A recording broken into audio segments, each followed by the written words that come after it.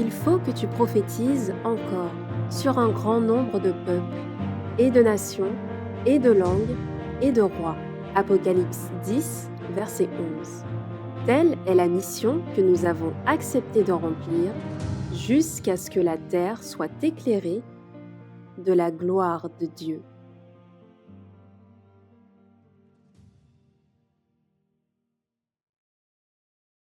Eh bien, bonsoir à toutes et à tous et bon sabbat. C'est ce que je vous souhaite tout d'abord pour commencer.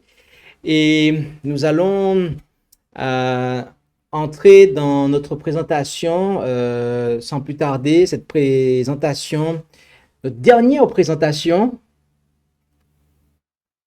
du soir.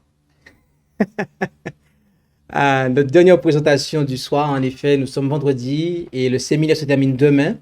Et nous avons encore des choses à dire. Mais pour ce soir, ce sera la dernière présentation de ce soir. Donc, je vous invite là où c'est possible à pouvoir prendre la position qu'il convient pour la prière.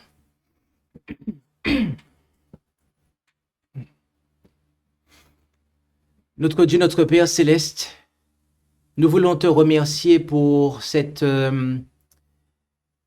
journée, cette semaine qui s'est écoulée. Merci pour cette journée de sabbat.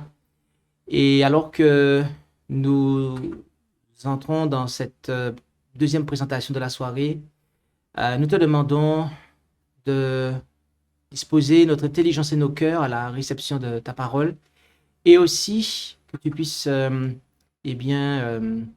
les pas de ceux qui ont prévu de se joindre. Et tout cela, c'est dans le nom de Jésus que nous t'en prions, Père. Amen.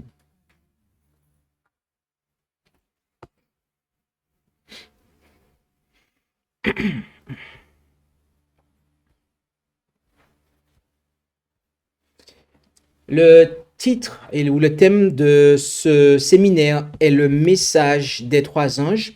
Et c'est un message que nous trouvons dans le livre de l'Apocalypse au verset 6 à 12.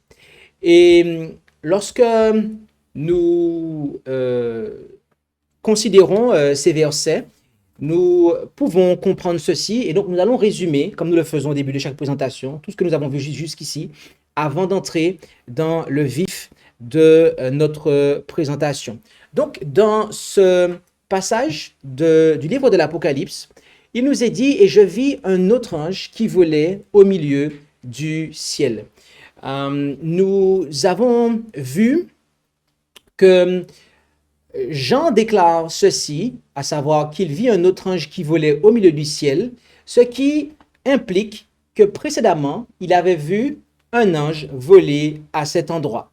Et lorsque nous regardons dans le livre de l'Apocalypse, eh bien, c'est l'ange, et non pas l'aigle, du chapitre 8 au verset 13 qui répond parfaitement à cette caractéristique parce qu'il volait au milieu du ciel. Cet ange d'Apocalypse 8, verset 13, eh bien, il annonce les trois malheurs.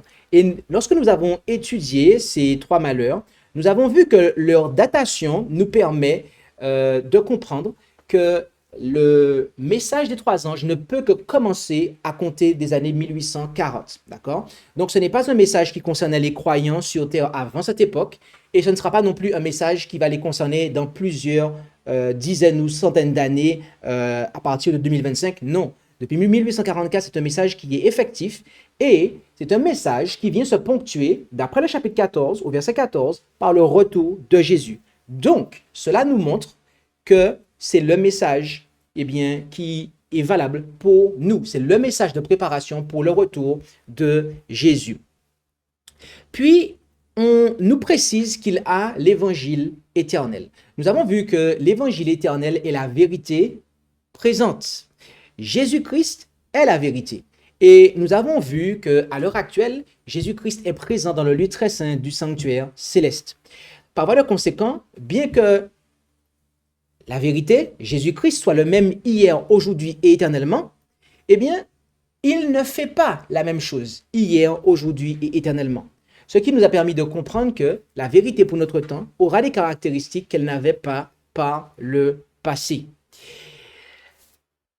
Et cet évangile éternel est porté pour être prêché à ceux qui habitent sur la terre, à savoir ceux de toute langue, toute tribu, je reprends, toute nation, toute tribu, langue et tout peuple. Ok? Donc, c'est un message qui concerne le monde entier. Aucun habitant de la terre n'est épargné par ce message. Et il dit d'une voix forte. Autrement dit, en termes prophétiques, il annonce son message sans timidité. Il n'a pas peur de dévoiler les péchés des habitants de la terre. Et ce parce qu'ils ne sont pas prêts à pouvoir rencontrer Dieu. Et donc, il doit dire les choses sans timidité. Et pour solutionner ce problème-là, il demande plusieurs choses, dont la première est de craindre Dieu. Nous avons vu que craindre Dieu signifie arrêter de pécher, obéir à Dieu, à sa loi, à ses commandements, les 10, les commandements qui sont ceux les 10 commandements, et ceux qui marquent notre amour pour Dieu. Et que celui qu'on nous demande de craindre, eh bien, est Dieu. Le Dieu, le seul vrai Dieu, qui est le Père de Jésus-Christ, lequel est son Fils. Et c'est ce Dieu-là qui envoie dans nos cœurs l'esprit de son Fils. Cela est un appel à abandonner toute conception spiritualiste de Dieu, lesquelles font de nous des athées, et ce qui nous conduit dans le spiritisme. Et il demande aussi de lui donner gloire, c'est-à-dire de donner gloire à Dieu. Nous avons vu qu'il y a deux niveaux au fait de donner gloire à Dieu. Le premier niveau, c'est au niveau individuel, par notre santé, aussi bien que dans notre esprit. Et le deuxième niveau, eh bien, c'est au niveau ecclésial. Nous avons vu qu'en tant que croyants, eh bien, qui avons foi en Jésus-Christ en tant que Fils de Dieu, eh bien que nous devons, en tant que croyants, en tant qu'Église, être organisés, car Dieu ne manifeste sa gloire que dans l'ordre. Et ce, parce que l'heure de son jugement est venue. Oui, il demande de craindre Dieu, de lui donner gloire, car l'heure de son jugement est venue. À l'époque de Paul, le jugement était à venir, mais maintenant le jugement est venu. Il s'agit ici du jugement investigatif, nous l'avons vu, jugement durant lequel les livres sont ouverts afin que le cas de chacun soit déterminé. Et nous avons vu qu'il s'agit aussi du jugement de Dieu, le jugement durant lequel Dieu lui-même est convoqué à la barre afin d'être justifié. En effet, nous avons vu que les voix de Dieu sont dans le sanctuaire, d'accord? Et qu'à l'issue des 2300 soirs et matins, le sanctuaire doit être purifié. Lorsque vous regardez dans le texte original, vous voyez que c'est en fait justifié, d'accord? Donc, justification et purification sont des œuvres qui vont de pair, ok? Et c'est pourquoi? Parce que Satan, l'auteur du péché, eh bien, est l'accusateur, d'accord? Il est celui qui a accusé Dieu. Et toutes celles et ceux qui ont péché, eh bien, se sont joints à lui pour accuser Dieu.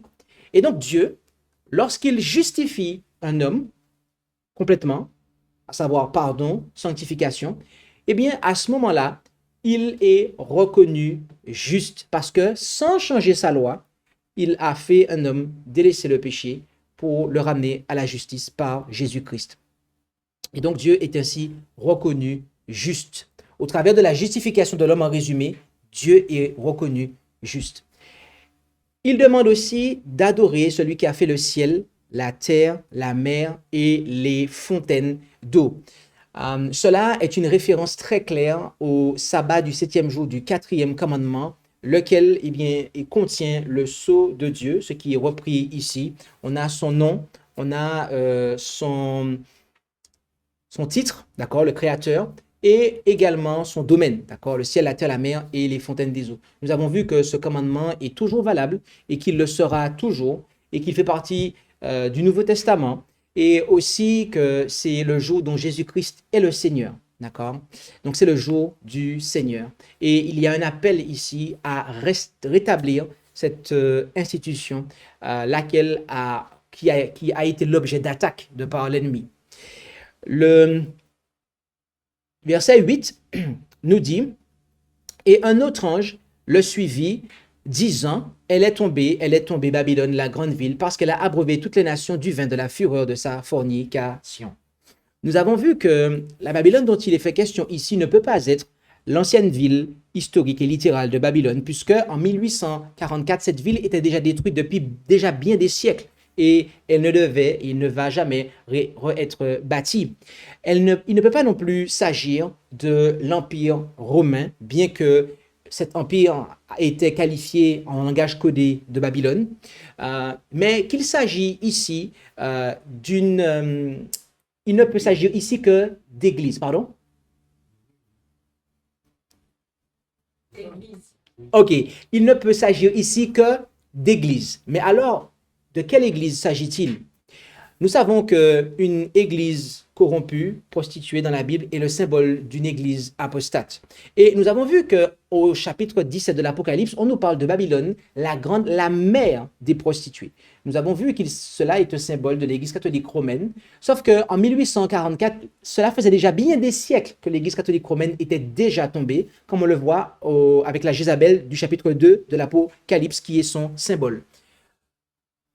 Donc, étant donné qu'elle était déjà tombée en 1844 et qu'elle est la mère des prostituées, nous comprenons que la Babylone d'Apocalypse 14, verset 8, eh bien, représente ici les filles de Babylone, puisque une mère prostituée qui a des enfants donne le nom son nom à ses filles. Donc, Babylone est un nom de famille, et ici, on parle des filles de Babylone. Oui, parce qu'elles ont rejeté l'évangile éternel porté par le premier ange, eh bien, les églises protestantes n'ont de ce fait plus de vérité à offrir au monde, et donc elles énivrent le monde par le vin de leur fausse doctrine, et c'est la raison pour laquelle le Seigneur envoie un message, donc par un autre ange, qui suit le premier, pour dire que ces églises sont tombées. Que ces églises sont tombées. Et le troisième ange, eh bien, il les suit, disant d'une voix forte, si quelqu'un adore la bête et son image et reçoit sa marque dans son front ou dans sa main, il boira aussi du vin de la colère de Dieu, du vin pur de la coupe de sa colère, etc., etc. Nous nous arrêtons là parce que hier, nous avons vu que le troisième ange dit ici, si quelqu'un adore la bête et son image. Nous avons vu que adorer ici signifie rendre hommage. Nous avons aussi vu que la bête dont il est question ici est celle qui monte de la mer au chapitre 13 du livre de l'Apocalypse, et que cette bête est le symbole de la papauté, d'accord, laquelle a eu une blessure mortelle en 1798 lorsque le pape Pie VI est allé en captivité, et que cette blessure mortelle a été ensuite guérie. On a vu qu'en 1929, avec le concile de Latran, cette puissance a eu à nouveau son siège politique, et on a vu effectivement, et on voit maintenant les habitants de la terre être dans l'admiration, et surtout on a vu cela avec le pontificat du pape François. Mais on dit que aussi son image, d'accord? L'image de la bête est une organisation qui fonctionne comme cette première bête, à savoir une organisation politico-religieuse où en fait le religieux a le bras politique qui est à son service et qui rend effectif sur le plan politique les doctrines, l'enseignement du religieux.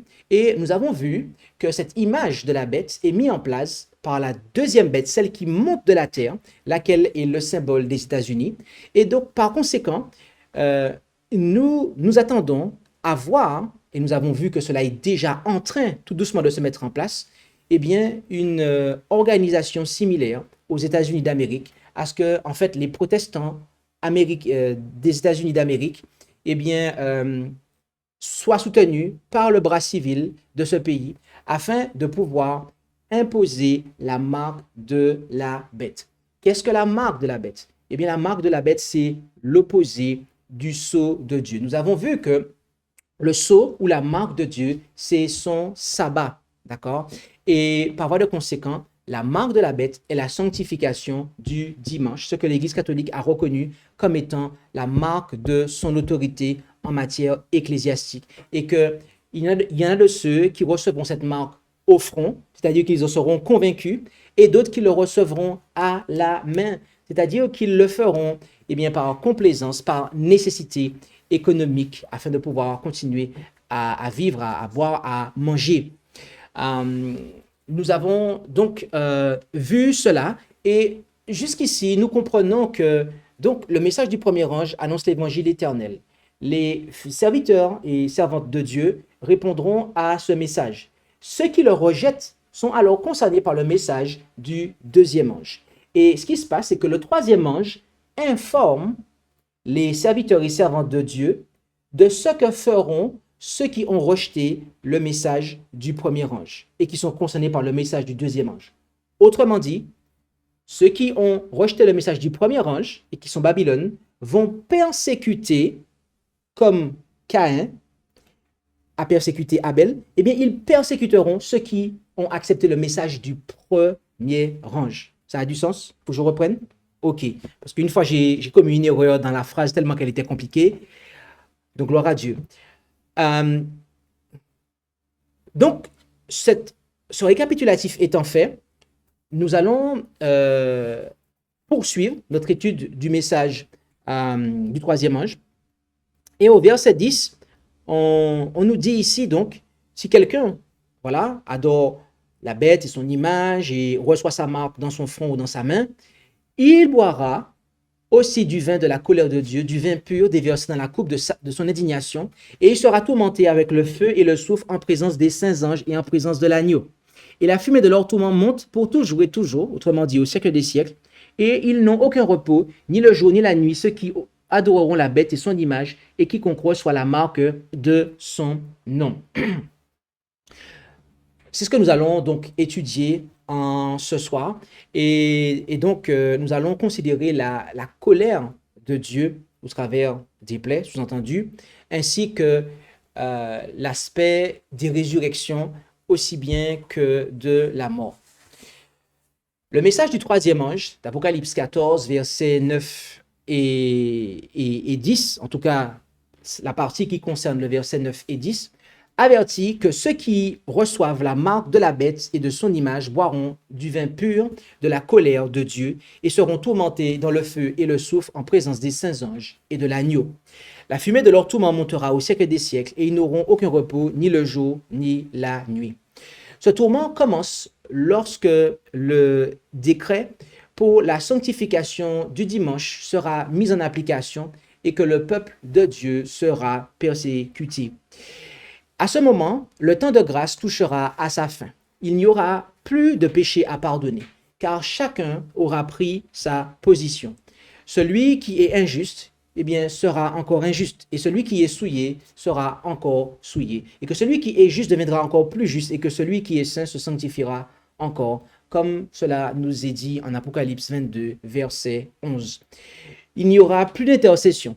Et ce sera le moment où la colère de Dieu se déversera sur la terre. Cette colère est réservée aux méchants qui auront refusé délibérément d'accepter l'amour de Dieu et son avertissement, et devrais-je dire même par son avertissement, au travers du message des trois anges. La colère de Dieu, qui est manifestée dans les 7 coupes donc, de sa colère, eh bien, nous est présenté en Apocalypse chapitre 16 et au travers des 7 anges qui reçoivent l'ordre de déverser les coupes de la colère de Dieu sur la terre. Et nous allons donc passer cela en revue ensemble. Là, au chapitre 16 du livre de l'Apocalypse, à partir du verset 1, il nous est dit ce qui suit. Alors j'entendis une grande voix qui venait du temple et qui disait aux 7 anges, allez et versez sur la terre les coupes de la colère de Dieu. Et le premier ange s'en alla et versa sa coupe sur la terre, et les hommes qui avaient la marque de la bête et ceux qui adoraient son image furent frappés d'un ulcère malin et dangereux. Donc, telle est la première manifestation ou la première des 7 parties de la manifestation de la colère de Dieu. Un ulcère malin et dangereux qui frappe les hommes ayant la marque de la bête et qui ont adoré son image. La deuxième coupe nous est présentée à partir du verset 3 dans les termes suivants. Le second ange versa sa coupe dans la mer qui devint comme le sang d'un homme qu'on a tué, et tout ce qui avait vie dans la mer mourut. Okay? Donc, voilà ce qui se passe lorsque la coupe est versée, la deuxième plaie telle qu'elle est décrite.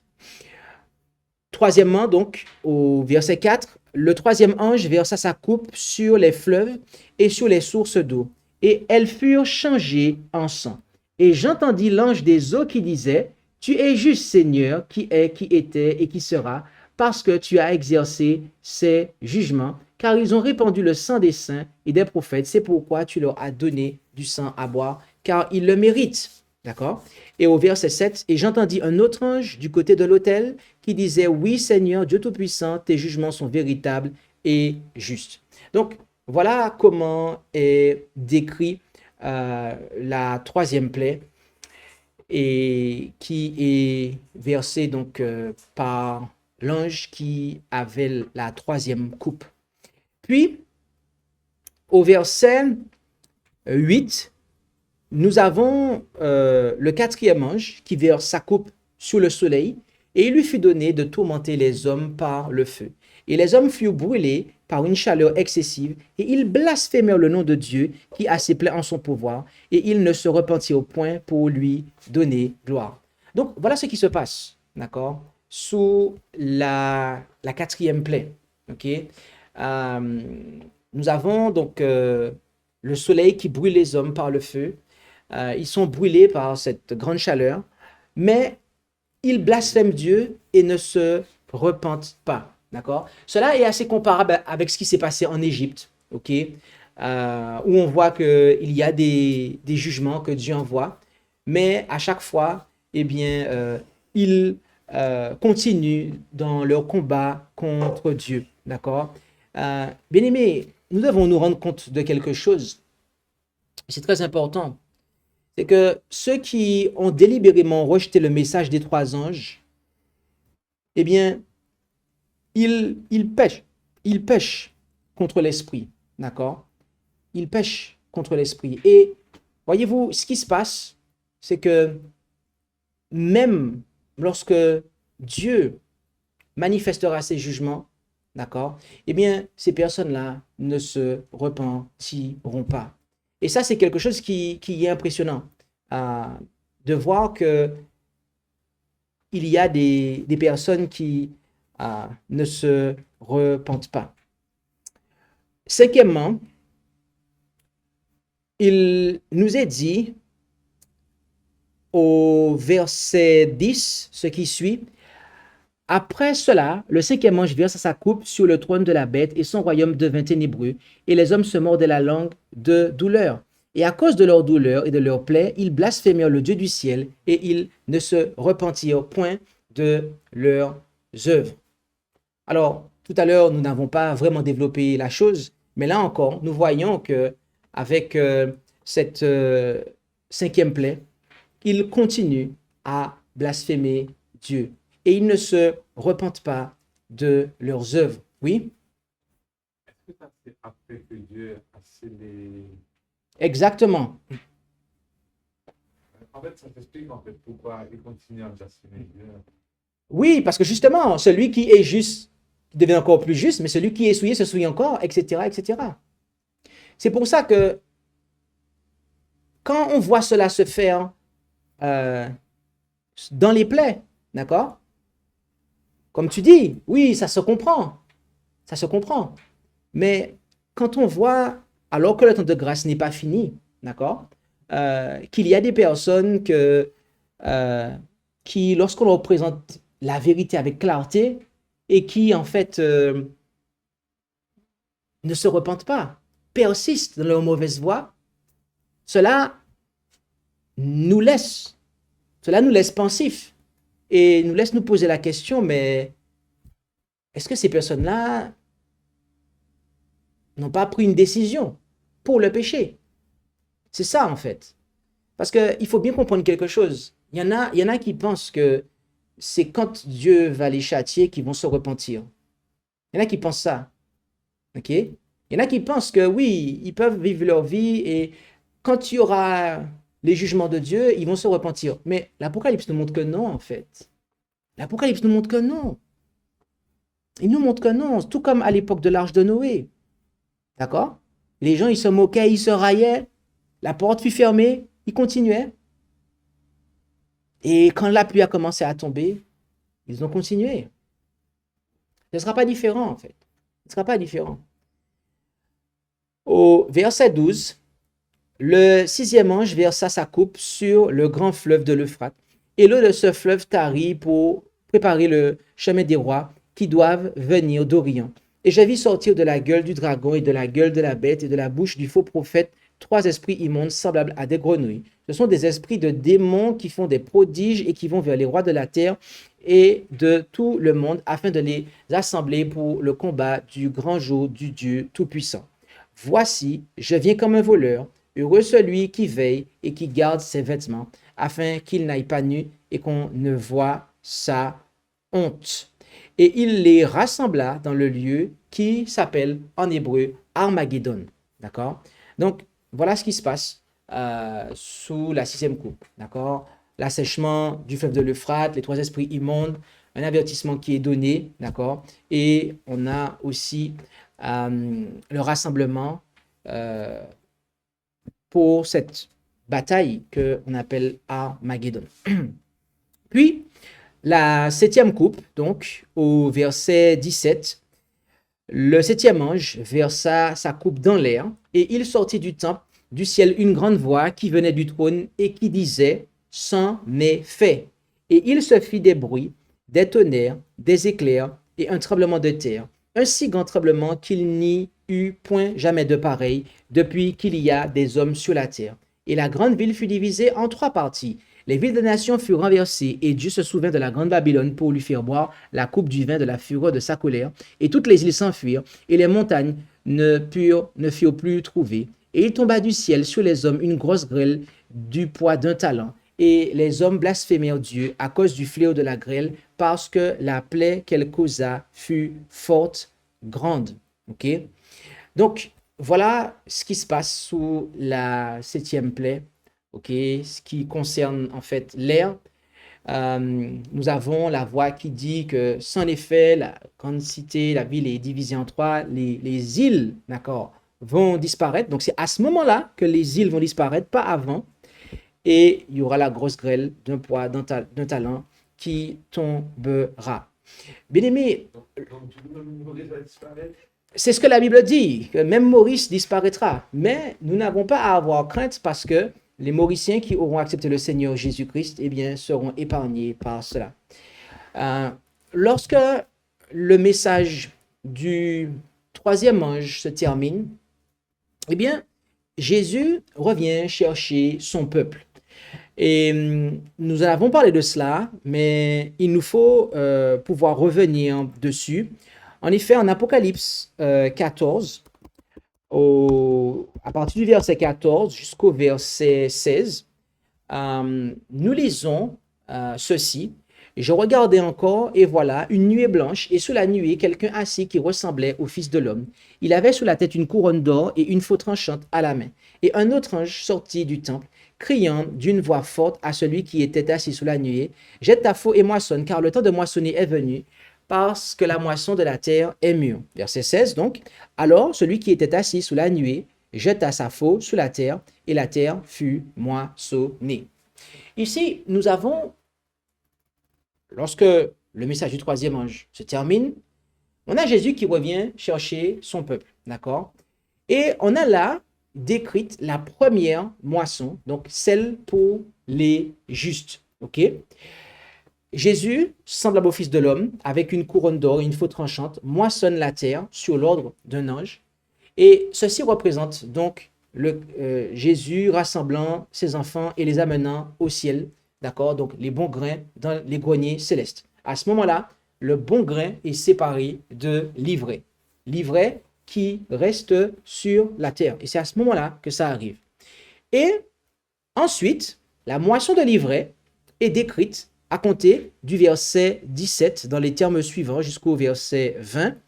Et un autre ange sorti du temple qui est dans le ciel, ayant aussi une faux tranchante, et un autre ange sorti de devant l'autel qui avait le pouvoir sur le feu, et il cria en poussant un grand cri à celui qui avait la faux tranchante, et lui dit, jette ta faux tranchante et vendange les grappes de la vigne de la terre, car les raisins en sont mûrs. Et l'ange jeta la faux sur la terre, et vendangea la vigne de la terre, et jeta la vendange dans la grande cuve de la colère de Dieu.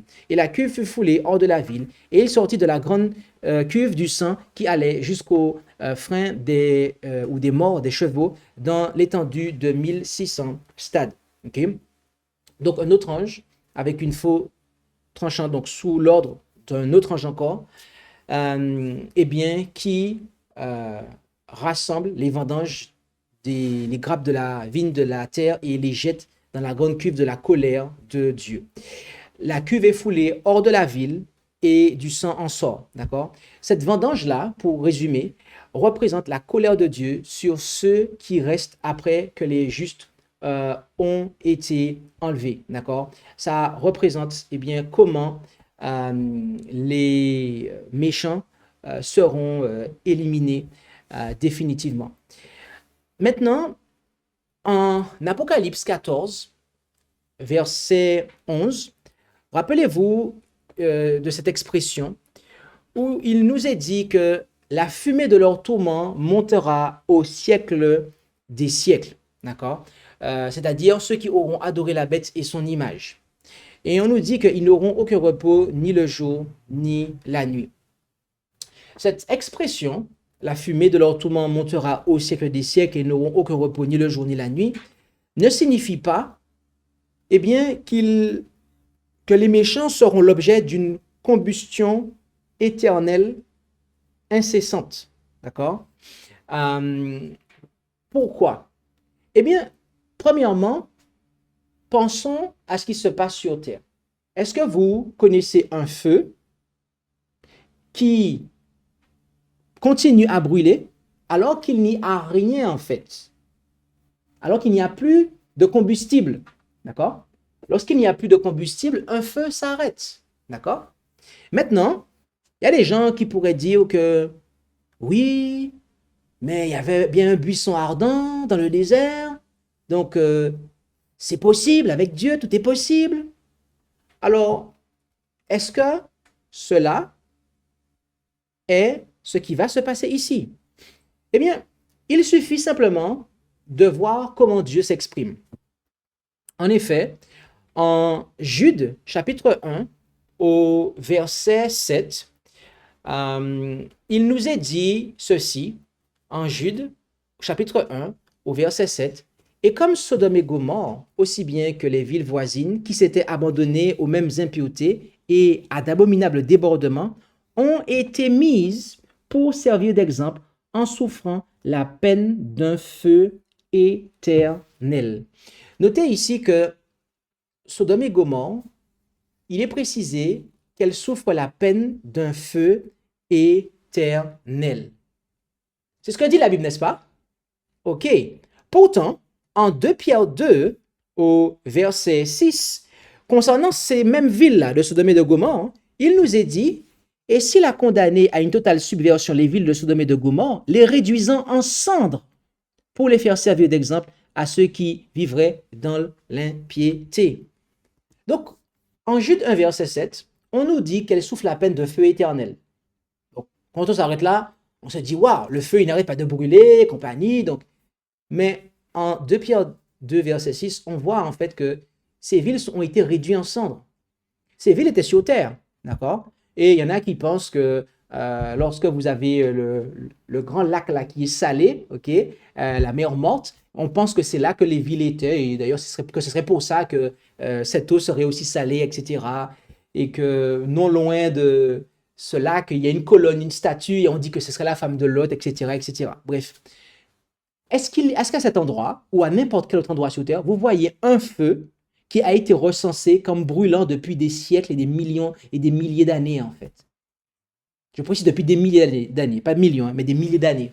Non, aucune histoire ne nous rapporte que sur cette terre, il y a un feu qui brûle depuis l'époque, avant l'époque de Jésus, pendant l'époque de Jésus et encore après. Non.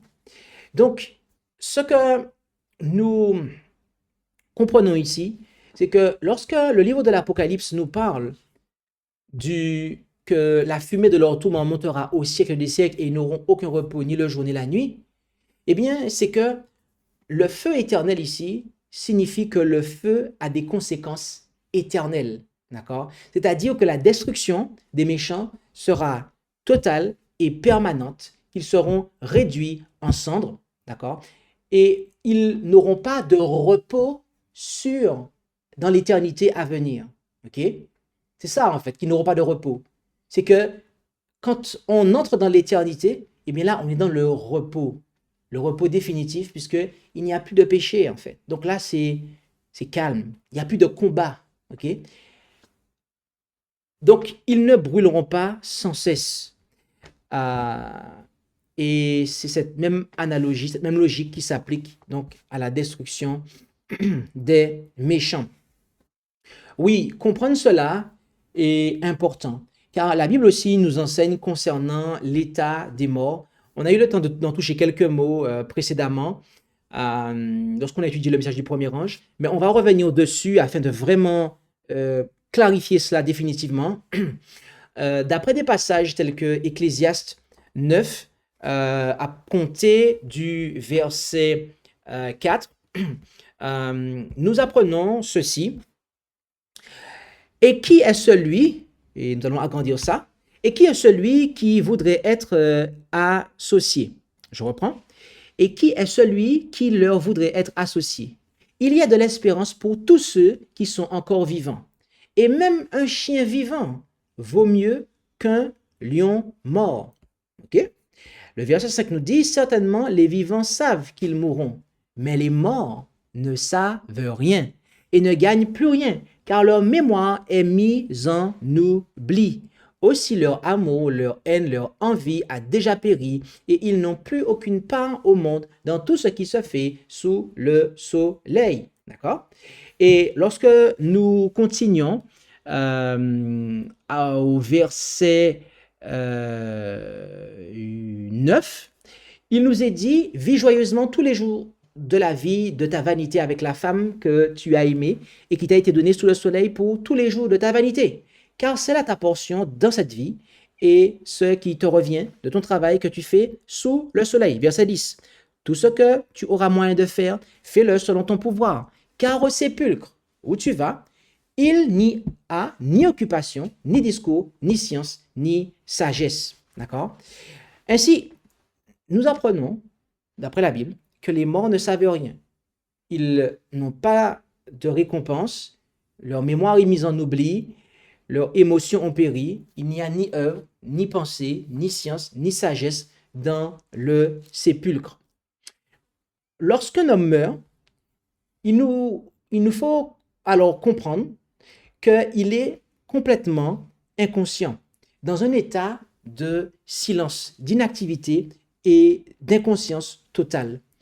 L'idée que l'esprit continue à vivre après la mort est de ce fait fausse, d'accord? L'esprit ne peut pas vivre sans corps, ok? C'est ce que nous avons vu, cela en fait c'est du spiritisme. Et il doit donc y avoir un moment où les morts, qu'ils aient été méchants ou bons, reviennent à la vie, d'accord? Parce qu'à l'heure actuelle, là ils sont morts, donc ils n'ont pas part à ce qui se passe sous le soleil. Mais il va y avoir un moment où ils vont revenir à la vie. Et c'est ce que nous allons voir maintenant. Comment cela va se passer? Et là, on va rentrer dans la partie des résurrections. Nous allons voir qu'il existe et qu'il y aura deux résurrections que nous allons qualifier de générales et aussi qu'il y a une résurrection spéciale, d'accord, laquelle concerne deux catégories de personnes.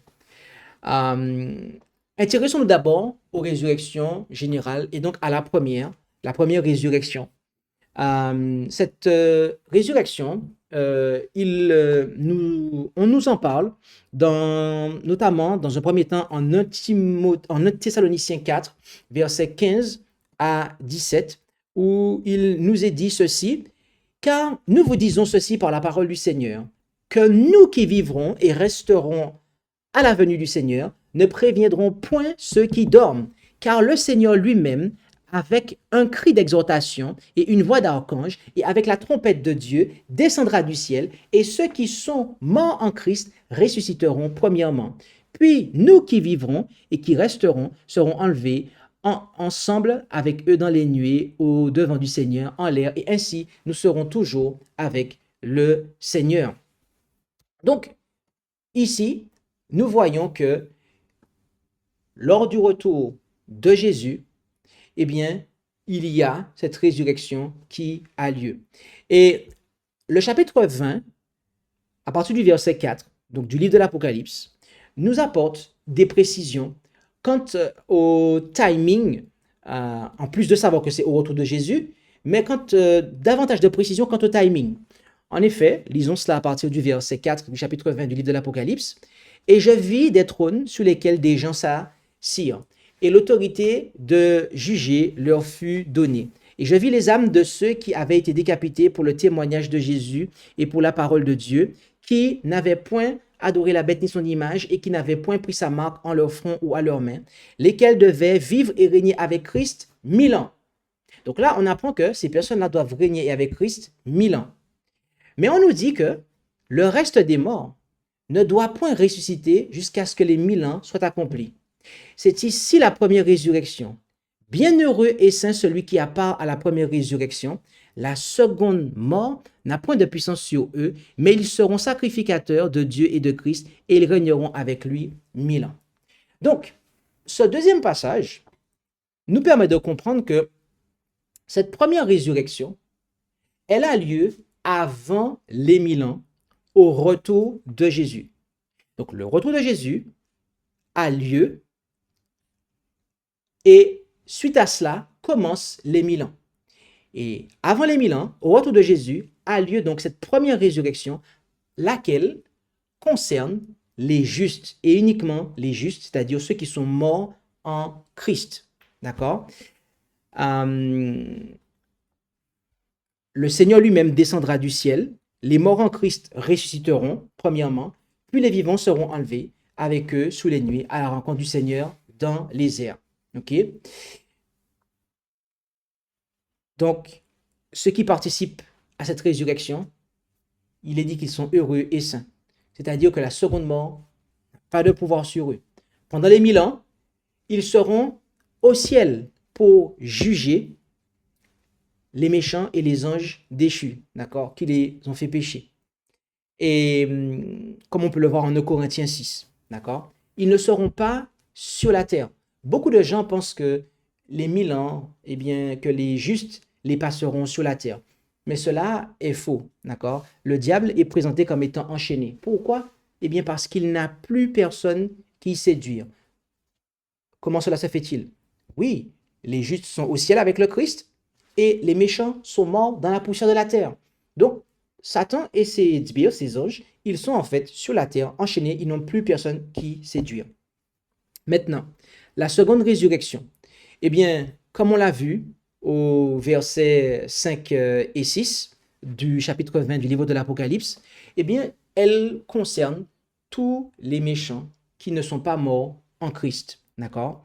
Et elle a lieu après les 1000 ans, d'accord? Et lorsqu'elle a lieu, à ce moment-là, Satan est délié et il va à nouveau séduire les nations afin de les amener à une dernière tentative lorsque, eh bien, la Sainte Cité descendra du ciel.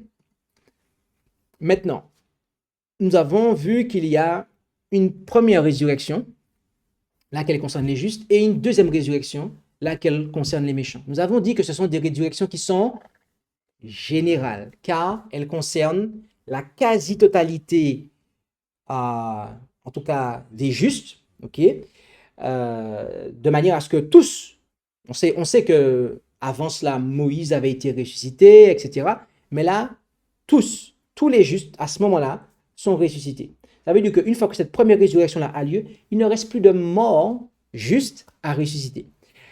La deuxième résurrection, elle concerne tous ceux qui sont morts et qui n'ont pas pris part et qui n'auront pas passé en fait les 1000 ans au ciel. Tous ces morts-là, ils reviendront à la vie. Maintenant, nous allons voir que, mis à part ces deux résurrections générales, il y a une résurrection spéciale qui aura lieu peu de temps avant le retour de Jésus. La première résurrection générale, elle a lieu une fois que Jésus est revenu. Mais la résurrection dont nous allons parler, laquelle nous disons qu'elle est spéciale, partielle, eh bien, elle aura lieu peu de temps avant le retour de Jésus. Quels versets nous permettent de déclarer cela? Premièrement, le livre de l'Apocalypse au chapitre 1 au verset 7 nous dit ceci. Voici, il vient avec les nuées et tout œil le verra. Et même ceux qui l'ont percé et toutes les nations de la terre se lamenteront devant lui. Oui, amen. Notez qu'ici, on précise que tout œil le verront et notamment ceux qui l'ont percé, c'est-à-dire ceux qui ont pris part à la mort de Jésus. En effet, Jésus a fait cette promesse, comme on peut le voir en Matthieu 26, verset 64, lorsqu'il déclara ceci, Jésus lui dit, tu l'as dit, de plus je vous dis que désormais vous verrez le Fils de l'homme assis à la droite de la puissance de Dieu et venant sous les nuées du ciel. D'accord? Et encore en Marc 14, verset 62, cela a aussi été rapporté pour nous. Donc, on voit que ceux qui ont comploté contre Jésus, à savoir Caïphe, les pharisiens, bref, tous ceux qui ont pris part à la mort de Jésus, eh bien, ces personnes-là, on nous annonce qu'elles ne reviendront pas à la vie pour la première fois lors de la seconde résurrection. D'accord? Lors de la seconde résurrection, elles vont à nouveau revenir à la vie, certes, oui, mais la première fois qu'elles vont revenir à la vie, eh bien, ce sera afin de voir Jésus revenir.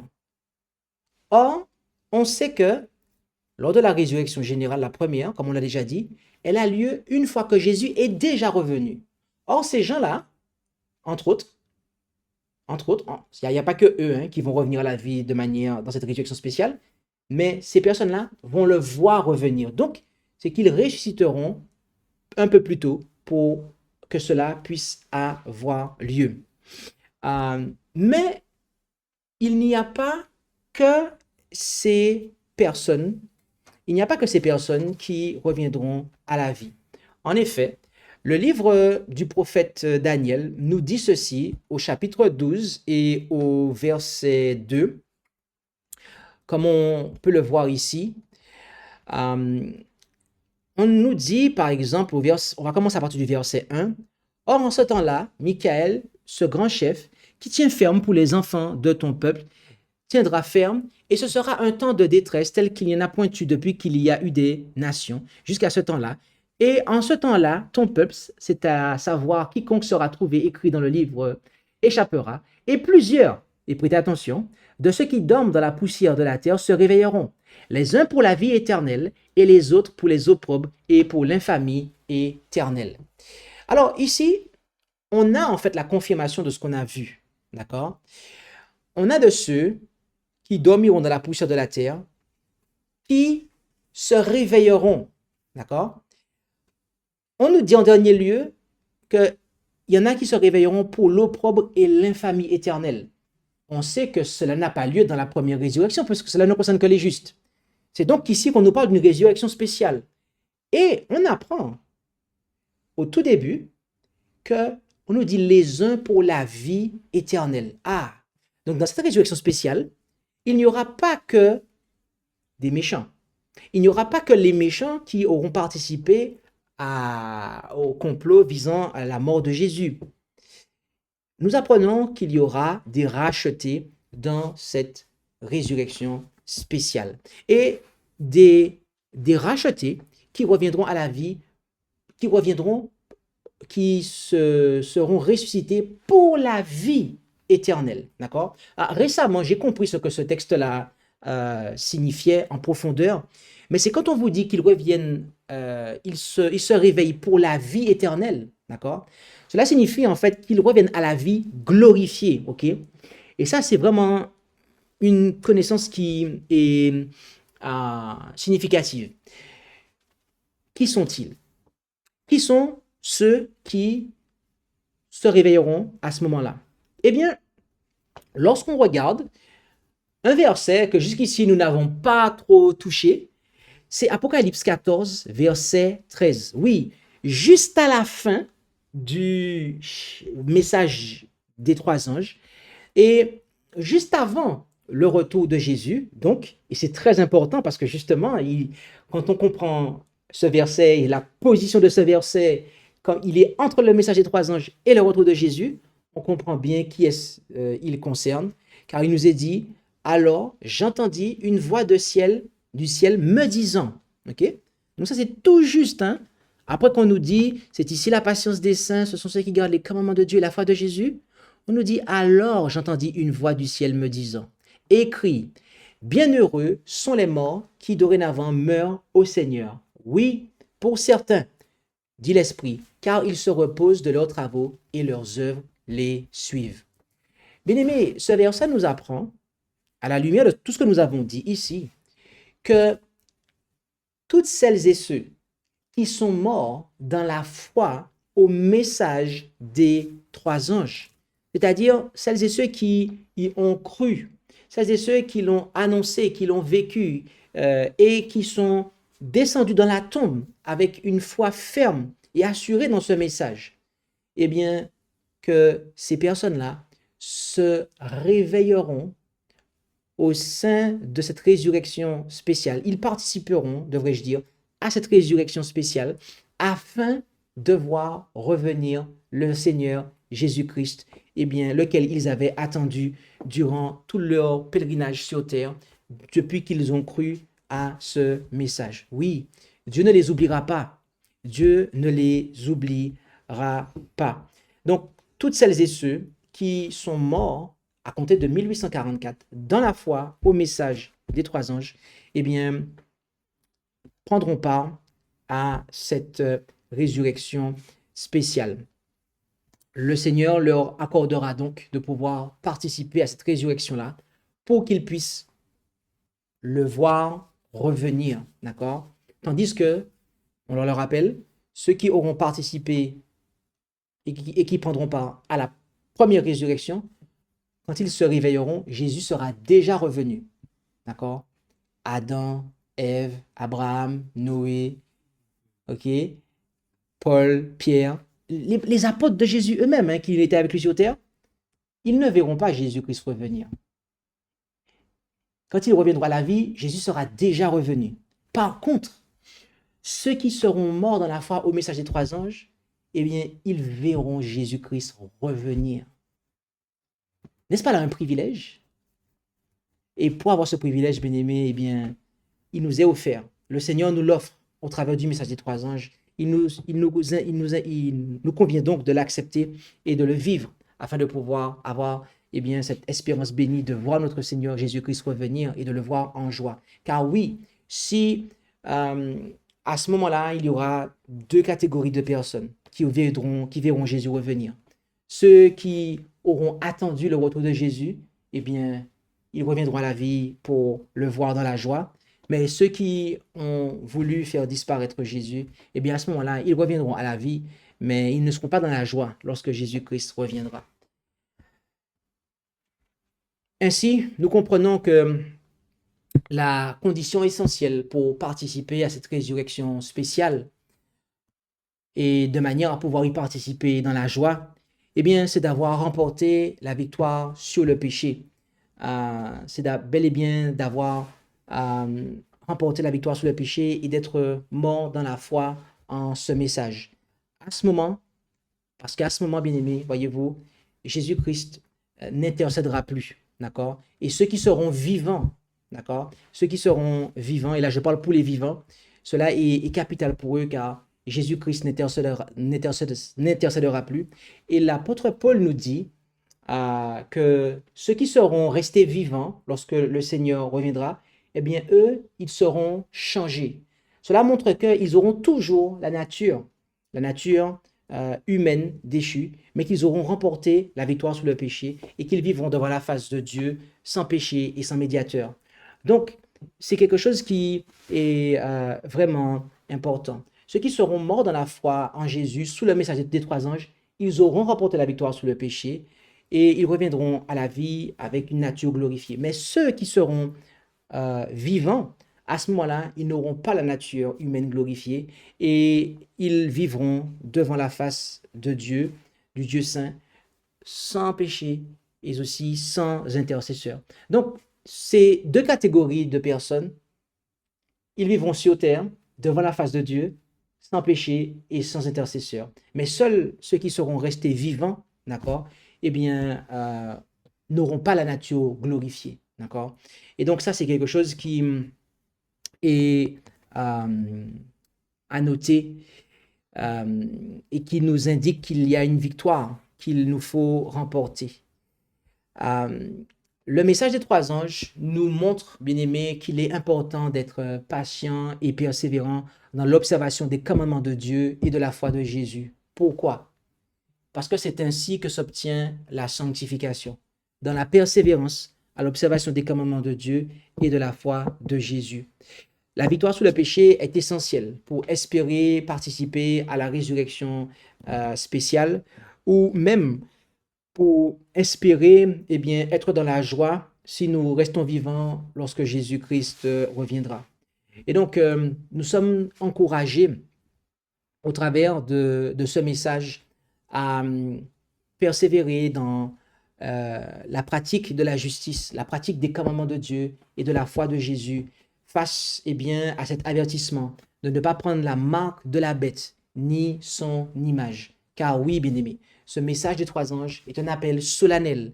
Aucun appel aussi solennel n'a été adressé aux hommes comme l'est le message des trois anges.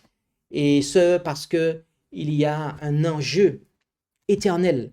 Nous avons là, en fait, le message. Ce qui est en jeu dans ce message, eh bien, c'est la destinée de toutes celles et ceux qui seront vivants au retour de Jésus. Le test final, le test de la marque de la bête, c'est ce qui va trancher, c'est ce qui va amener et permettre de déterminer parmi ceux qui seront vivants, qui sont ceux qui sont fidèles à Dieu et qui sont ceux qui ne le seront pas.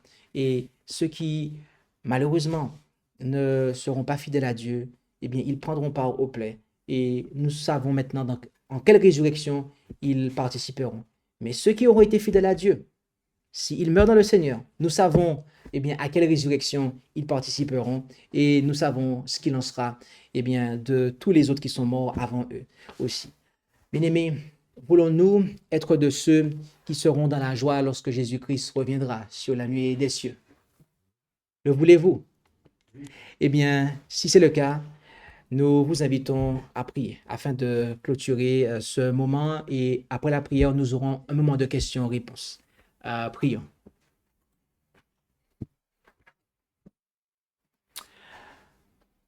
Notre Dieu, notre Père céleste, nous voulons te remercier pour ce moment que nous avons passé. Merci de nous instruire, de nous exhorter par le message que tu nous envoies, ce triple message, afin que nous ne recevions pas la marque de la bête, de sorte que, eh bien, nous ne participions pas au même sort que les méchants, mais plutôt que nous participions, eh bien, à la résurrection spéciale. Et si nous restons vivants, eh bien, que nous puissions aussi être de ceux qui vont prendre part et assister au retour de Jésus. Alors, aide-nous à comprendre ces choses. Aide-nous à pouvoir nous repentir maintenant, car lorsque le temps de grâce, la porte de la grâce sera finie, eh bien, malgré tout ce qui se passera, nous ne nous repentirons pas. Alors, aujourd'hui est le jour du salut. Aujourd'hui, nous voulons, eh bien, marcher dans tes voies. Aujourd'hui, nous voulons nous tourner vers toi. Alors, si toutefois nous nous sommes détournés de toi, aide-nous à revenir à toi, à nous repentir pendant qu'il est encore temps. Aide-nous à prêter l'oreille à ta parole afin que nous puissions être dans la joie quand Jésus-Christ reviendra. Et c'est la prière que nous t'adressons dans le nom et par les mérites de Jésus. Amen.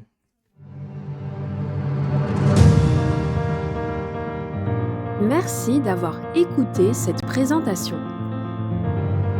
Si vous souhaitez prendre part à la mission que Jésus-Christ confia à notre Église, contactez-nous via les coordonnées présentes sur la page à propos de notre chaîne YouTube